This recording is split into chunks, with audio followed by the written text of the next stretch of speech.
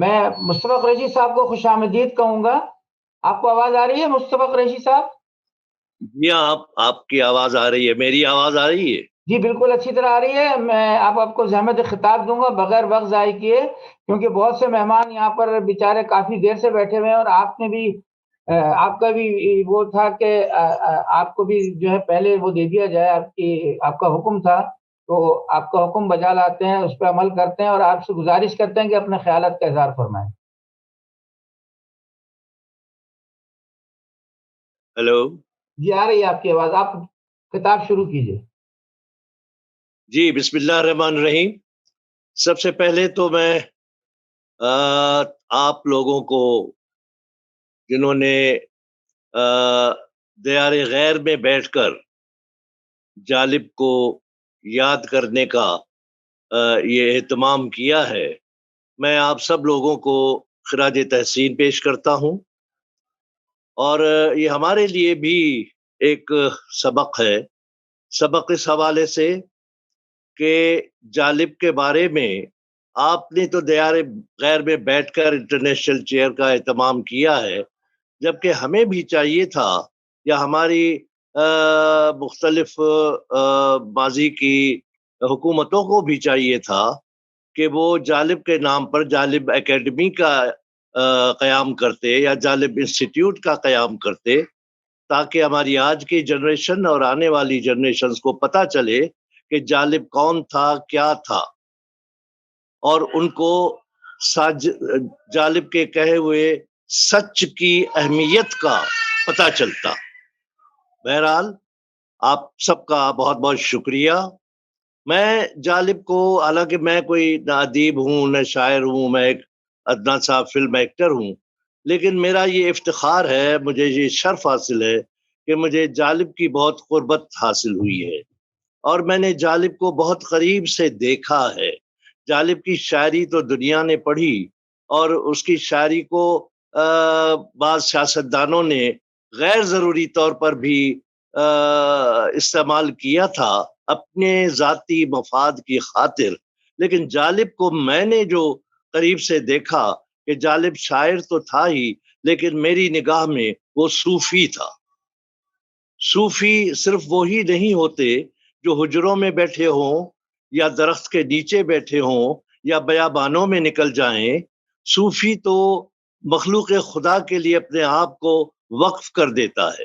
صوفی اپنے اندر میں جھانکتا ہے، پہلے صوفی اپنے اندر کو دیکھتا ہے، اور اس کے اندر سچ ہی سچ ہوتا ہے، اور وہ سچ رب ہے، جس کے لیے یہ کہا گیا صوفی خود کو پہچانتا ہے پہلے، جس کے لیے کہا گیا کہ من عرف نفسہ عرف ربہ، جس نے خود کو پہچانا اس نے رب کو پہچانا. جالب صوفی لفظ کی معنی ہی ہے صاف.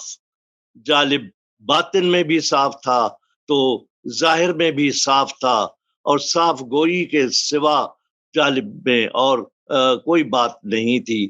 جالب نے ہمیں آج کا جو ماحول ہے، آج کے جو حالات ہیں، ہمیں جالب کی اشد ضرورت محسوس ہو رہی ہے کہ ہمیں کوئی بتائے.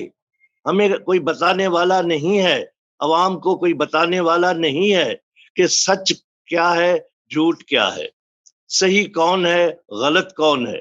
یہ جالب ہی تھا کہ جب بھی کوئی ناانصافی ہوتی تھی یا ظلم و بربریت ہوتی تھی تو جالب کا قلم تلوار بن جاتا تھا. جالب کے قلم میں جنبش آ جاتی تھی. وہ کچھ بھی ہو، حتیٰ کہ اگر ایک زمانے میں 20 گھنٹے لوڈ شیڈنگ ہوتی تھی تو جالب نے اس پر بھی لکھ دیا کہ میرے گھر کے اندھیرے جانتے ہیں تیرے گھر کی روشنی کہاں کی ہے. تو جالب نے کہیں صرف اور صرف اس نے دیکھا کہ اس نے اپنی ذات کی نفی کی. اس نے اپنے لیے صرف جیا تو مخلوق خدا کے لیے جیا، اور جو مخلوق خدا کو خوش کرتا ہے وہ گویا رب کو خوش کرتا ہے. جالب کے ساتھ میری بہت دن رات میری قربت اور صحبت رہتی تھی. جالب بھٹو کے بھی خلاف ہو گیا تھا لیکن بعد میں مان گیا. جالب بے نظیر شہید کے بھی خلاف ہو گیا تھا، اس کی باتوں پر جو لکھا کہ नजा अमेरिका कुड़े, या अपना पाँव नंगे हैं बेनजीरों के, और मुल्क का हर बिलावल मखरूज है वगैरह वगैरह लिखा था। लेकिन बाद में जब बेनजीर ज़ियाउल हक का मुकाबला कर रही थी, सख्त जेलें काट रही थी, तो एक दिन जालिब ने मुझे एवर न्यूज़ स्टूडियो लाहौर में कहा कि यार ये आपकी लीडरशिप को मैं मान गया। और फिर जालिब ने लिखा कि डरते हैं बंदूकों वाले एक निहत्ती लड़की से, फैले हैं हिम्मत के उजाले एक निहत्ती लड़की से। जालिब, हमें आगाही चाहिए। जालिब आगाह करता था सच के लिए, सच के हवाले से। आज कोई आगाह करने वाला नहीं है। यही वजह है कि हम मिनहसुल कौम अफरा तफरी में मुब्तला हैं, बेराह रवी में मुब्तला हैं। जालिब सूफी था, सूफी इनकलाबी होता है। सूफी हक में, जालिम हक में वक्त के सामने कलमे हक पढ़ता है। सूफी सच का अलम बुलंद करता है। जालिब ने यही कुछ किया। आखिर एक मुझे याद आता है कि जब जालिब बीमार हुआ तो सर्विसेज हॉस्पिटल लाहौर में था, तो वहाँ मैं शूटिंग पे जाते हुए भी उनसे मिलता हुआ जाता था, और वापसी में रात को भी मैं उनसे मिलता हुआ घर पहुंचता था। एक दिन पंजाब के चीफ मिनिस्टर गुलाम हैदर वाइन साहब थे, वो और मियाँ नवाज शरीफ साहब उनकी अयादत के लिए तशरीफ लाए थे। मैं वहाँ मौजूद था, तो मेरे सामने मैं देख भी रहा था, सुन भी रहा था कि मियाँ साहब हाल अहवाल करने के बाद उनसे कहा कि जालिब साहब हम आपको लंदन इलाज के लिए भेजते हैं, लंदन इलाज के लिए भेजते हैं। जालिब ने इनकार किया। मियाँ साहब ने रिपीटेडली 2-3 बार कहा, लेकिन जालिब ने कहा कि नहीं, मैं नहीं जाऊंगा। बहरहाल 20-25 मिनट के बाद वो लोग जब चले गए, तो मैं ये जब देख रहा था, सुन रहा था और कुढ़ भी रहा था। मैंने फिर उनके जाने के बाद जालिब से पूछा कि जालिब साहब, वो आपको ऑफर दे रहे हैं, आप क्यों इनकार कर रहे हैं? जबकि वो कोई अपनी जेब में से पैसे निकाल कर आपके वो इखराजात नहीं कर रहे। वो तो आप अवामी शायर हैं और अवामी खजाने के इखराजात से आपको लंदन भेजना चाहते हैं, तो आप क्यों इनकार करते हैं? जबकि ये लोग, इन लोगों के बेगमात, इन लोगों के बच्चे, इन लोगों के भतीजे भाई, ये बीमार नहीं भी होते हैं तो बीमारी का बहाना बनाकर ये अमेरिका और यूरोप की सैर करने के लिए जाते हैं। आप तो डिजर्व करते हैं, आपका हक है। तो जालिब ने मुझे एक तारीखी जुमला कहा था, ऐसा तारीखी जुमला कि सुभान अल्लाह। जालिब ने कहा, नहीं साईं, मुझे वो साईं कह के मुखातिब होते थे कि नहीं साईं, आप नहीं समझते, ये इन लोगों की साजिश है कि ये लोग चाहते हैं कि जिंदगी के आखिरी दिनों में मुझ पर ये धब्बा लग जाए। ये था जालिब। जालिब रह सकता था, जालिब अपने बच्चों को ऐश करा सकता था, जालिब महंगी गाड़ियों में फिर सकता था, लेकिन उसने नहीं किया। छोटे से घर में रहता था। उसका गुजरान सिर्फ फिल्म के एक गाने के मुआवजे पर होता था, और फिल्म का एक गीत का 500 या 1000 रुपए उनको मिलते थे। उस पर ही उन्होंने गुजरान किया। और फिल्म के गानों में भी, वो चाहे फिल्म का गाना कहानी के एतबार से, कहानी की सिचुएशन के एतबार से होता है, लेकिन उसमें भी अपना नजरिया पेश कर जाते थे। अगर जरका फिल्म बनी तो नीलो का वाकया हुआ था। जालिब ने ये लिखा कि तू के ना वाकिफ आदाब गुलामी है भी, रक्स जंजीर पहनकर भी किया जाता है।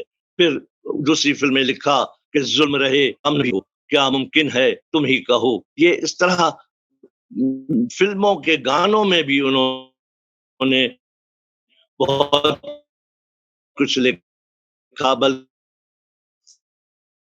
हमने फिल्म इंडस्ट्री में एक ग्रुप बनाया था जिस हबीब जालिब, और अहबाब हबीब जालिब के बैनर तले एक फिल्म बनाई थी। उस फिल्म के प्रोड्यूसर थे और जालिब के खिदमतगार थे। तो वो प्रोड्यूसर थे, लेकिन बैनर हबीब जालिब साहब का था, जिसमें तमाम गाने हबीब जालिब के ही लिखे हुए थे। اس فلم کا نام تھا، ٹائٹل تھا کالے چور، اور اس کا ٹائٹل سانگ کے بول تھے کہ چور چور کالے چور، تن کے اجلے من کے میلے، تن دے اجلے من دے میلے،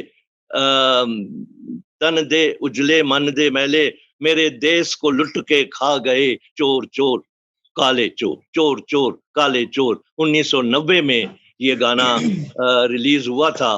آج ہم دیکھتے ہیں کہ جالب کی وہ بات ثابت ہوئی ہے، ہم نے دیکھا چور چور کو اور کالے چور کو، کیونکہ جالب نے یہ کہا جالب صوفی تھا، جالب صوفی تھا بلا شبہ جب انتقال ہوا، اور بلکہ ایک دور میں منصفین، ہماری اعلیٰ عدالتوں کے ججز جو بکے ہوئے تھے یا انڈر پریشر تھے، تو وہ جو انصاف نہیں ہوتا تھا، انصاف کی دھجیاں اڑائی جاتی تھی، تو جالب نے اس پر بھی لکھا، فیض نے پہلے لکھا تھا کہ مٹ جائے گی مخلوق تو انصاف کرو گے، مٹ جائے گی مخلوق تو انصاف کرو گے، منصف ہو تو اب حشر اٹھا کیوں نہیں دیتے۔ تو جالب نے کہا کہ یہ منصف بھی تو قیدی ہیں، ہمیں انصاف کیا دیں گے، لکھا ہے ان کے چہروں پر جو ہم کو فیصلہ دیں گے۔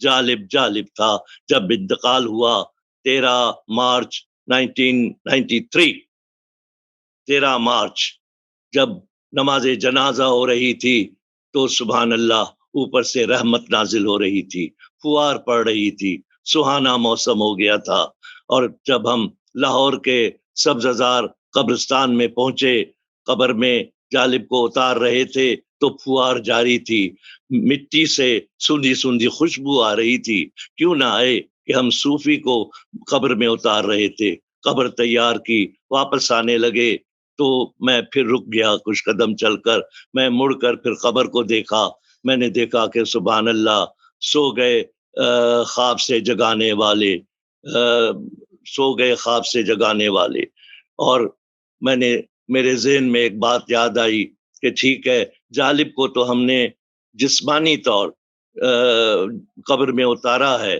دفن کیا ہے، لیکن ان کا کہا ہوا سچ کبھی بھی دفن نہیں ہو سکتا، وہ ہمیشہ رہے گا، وہ قیامت تک رہے گا۔ وما علینا الا البلاغ۔ بہت بہت شکریہ مصطفیٰ قریشی صاحب، آپ کی خوبصورت باتوں سے بہت سے نوجوانوں کو بھی سیکھنے کو ملا، سننے کو ملا۔